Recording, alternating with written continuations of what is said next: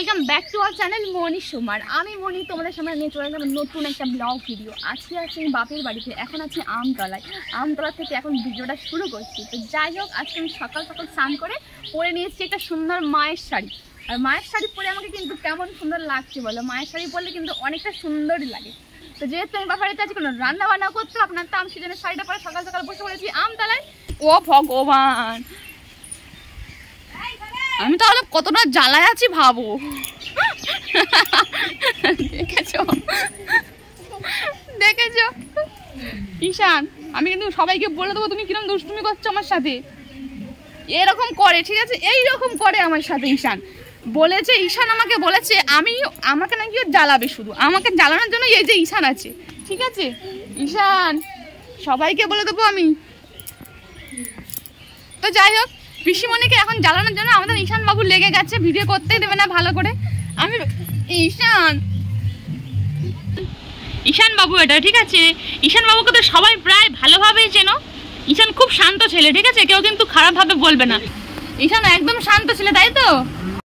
আর এদিকে হচ্ছে আমার বৌদি, দেখো এই গরমের মধ্যে রান্নার জোগাড় বসিয়ে দিয়েছে। আর ভাত এদিকে হচ্ছে, আর পাতার জালে দেখেছো কারা এরকম পাতাতে রান্না করতে পারবে এই 37 ডিগ্রি সেলসিয়াসে?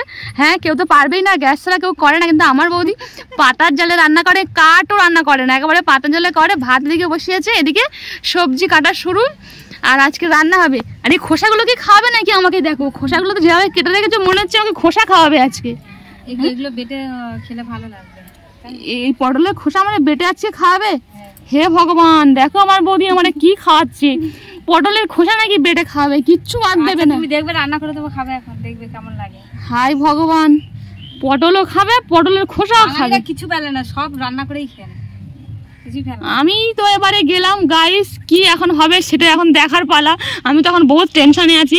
যাই হোক, এই গরমের মধ্যে এরকম করে উনুনে কষ্ট করে রান্না করছে, তার জন্য তো একটা কমেন্ট লাইক ভালো করে তোমরা করে দিতেই পারো। সেটা তোমাদের ইচ্ছা, ভালো লাগলে কমেন্টে জানিও। এরকম করে কষ্ট করে কেউ কি রান্না করতে পারবে? দেখো এই ছোট্ট কুঁড়ে ঘরের মধ্যে আমার বৌদি রান্না করছে এখন।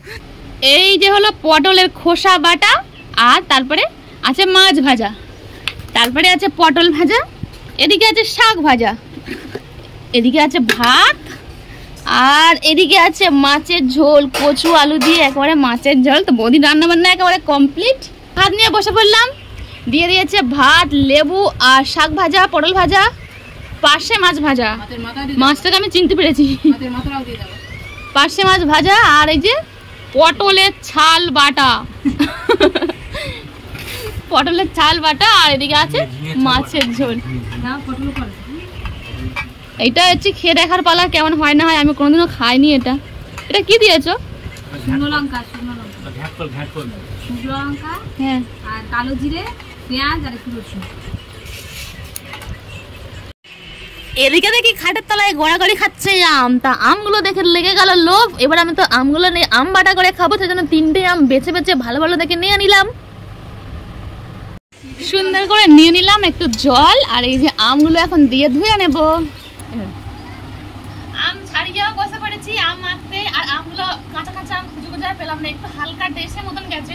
আম মাখার খেতে লাগে না, টেস্ট হেভি টেস্টও আছে, টকটকও আছে। আর টকটক না হলে ভালো লাগবে না, কিন্তু টকটক দেখেই আছে নিলাম।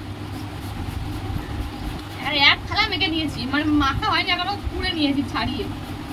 তারপর ভালোভাবে আমটাকে নুন লঙ্কা দিয়ে ভালো করে মেখে বসে পড়েছি খেতে। এখন হচ্ছে বিকেলবেলা, দুপুরবেলা ঘুম থেকে ওঠার পরে আমটা নিয়ে বসেছি। আর খেতে যা মিষ্টি লাগছে কি বলবো গাইস, মানে মিষ্টি লাগছে না, এত সুন্দর টেস্ট লাগছে কাঁচা আম মাখা খেতে। তো আমি একেবারে ঘুম থেকে উঠেই থালা নিয়ে বসে পড়েছি। তো যাই হোক, আজকের ভিডিও আমি এখানেই শেষ করছি। আজকের ভিডিও তোমাদের কেমন লেগেছে অবশ্যই কমেন্টে জানাবে। আর যারা আমার চ্যানেলে নতুন তারা অবশ্যই সাবস্ক্রাইব করে আমার পাশে থাকবে।